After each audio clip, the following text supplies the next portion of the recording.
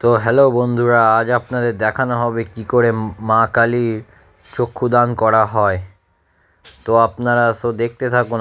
আমি যে কালারটি এখন ব্যবহার করছি চোখের আইল্যাশের জন্য, সেই কালারটা হচ্ছে পাউডার কালার।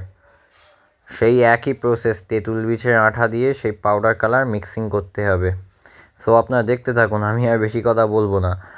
আর যদি ভিডিওটি ভালো লেগে থাকে, লাইক অ্যান্ড সাবস্ক্রাইব করে আমাদের পাশে থাকবেন। ধন্যবাদ।